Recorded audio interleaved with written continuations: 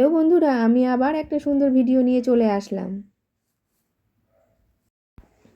আমি এখন চলে এসেছি আমার ছোট্ট ছাদ বাগানে। ছাদ বাগানের গাছপালাগুলো দেখো, গরম পড়ার সঙ্গে সঙ্গে ফুলের সংখ্যা প্রায় কমেই গেছে। গাছগুলোতে আমি এখন সুন্দরভাবে পরিদর্শন করার পরে আমি গাছ থেকে কিছু শিম এবং শাকসবজিগুলো তুলে নেব।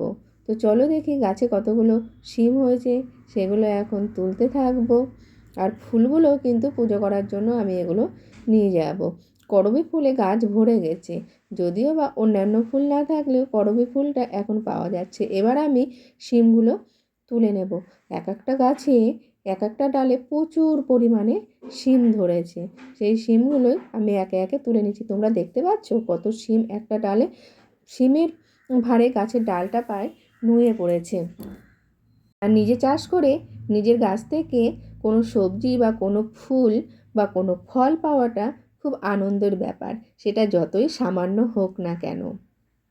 আমি যখন আমার এই ছোট্ট গাছ থেকে আমি এতগুলো শিম পেয়েছি এবং শিমগুলো তুলছি, আমার তো প্রচণ্ড আনন্দ হচ্ছে যে নিজের হাতে চাষ করা শিম গাছ থেকে আমি শিমগুলো তুলছি। এটাই সবচেয়ে বড় আনন্দের। আর করবী গাছে কুড়িগুলো দেখেছো কি সুন্দর হয়ে এসছে।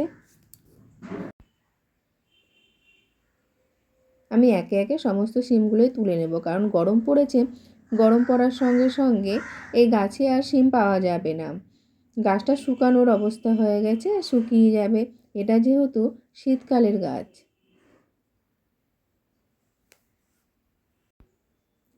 শিমগুলো তোলার সময়তে অনেক শিম নিচে পড়ে যাচ্ছে, সেই শিমগুলো পরে অবশ্য আমি কুড়িয়ে নেব। এদিকেও কত শিম হয়েছে, সেই শিমগুলোও আমি তুলে নেব।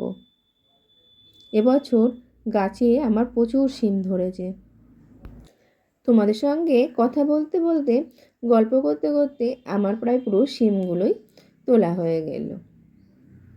এদিকে গোলাপ গাছে গোলাপ ফুলও কিন্তু ধরেছে।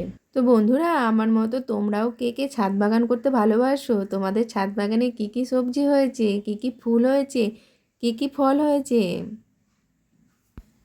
আমি যখন তোমাদের সঙ্গে কথা বলছিলাম এবং শিম তুলছিলাম, তখন তোমরা কিছু ডাক শুনতে পেয়েছিলে। কিসের ডাক বলো তো? কাকের ডাক। হ্যাঁ, ওরা কিন্তু বাসা বানিয়েছে। ওরা ভাবছে যে আমি ছাদে এসেছি হয়তো ওদের বাসাটা ভাঙার জন্য, এবং ওরা যে ডিমগুলো পেড়েছে সেই ডিমগুলো নিয়ে যাওয়ার জন্য।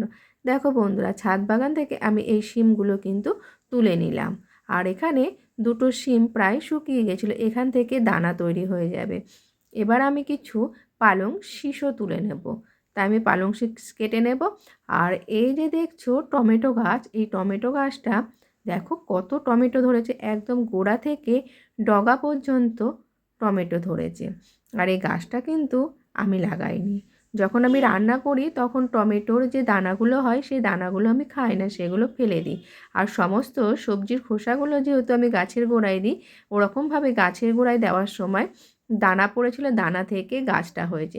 তো যাই হোক, এবার আমি পালং শীষগুলো কেটে নেব। আর এই টমেটো গাছের ভারের জন্য আমার কুমড়ো গাছগুলো প্রায় নষ্ট হয়ে যাচ্ছে। গাছটাকে সোজাভাবে যতই লাঠি দিয়ে দাঁড় করানোর চেষ্টা করছি না কেন, গাছটা ফলের ভারে প্রায় নুয়ে পড়ছে। তা আমি একে একে এবার পালং শীষগুলো কেটে নিচ্ছি। তা আমি এই পালং শীষগুলো আমার এখন কাটা হয়ে গেছে। এবার আমি এখান থেকে কিছু পুঁই শাকও কেটে নেব। আমি যখনই কোনো শাক বা সবজি তুলি তখন কিন্তু আমি তার গোড়াগুলো নষ্ট করি না। আমি খুব সাবধানে যত্ন সহকারে গাছ থেকে ফুল, ফল, সবজি সমস্তটাই কাটি। আর এটা দেখো আকন্দ ফুল, বাবা ভোলানাথের প্রিয় ফুল। এবার আমি কিছু পালং শাক তো তুলে নিয়েছি, এবার আমি পুঁই শাক তুলে নেব।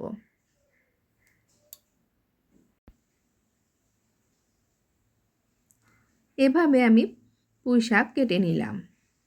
একে একে যতগুলো পুঁই শাক আছে পুঁই শাকের মাথাগুলো কেটে নেব, গোড়াগুলো কিন্তু নষ্ট করব না, ওখান থেকে আবারও গাছ হবে। এই যে আমি এই সবজিগুলো তুললাম। তো বন্ধুরা, আবারও দেখা হচ্ছে নেক্সট ভিডিওতে। সকলেই খুব ভালো থেকো, সুস্থ থেকো। Ta-ta, by.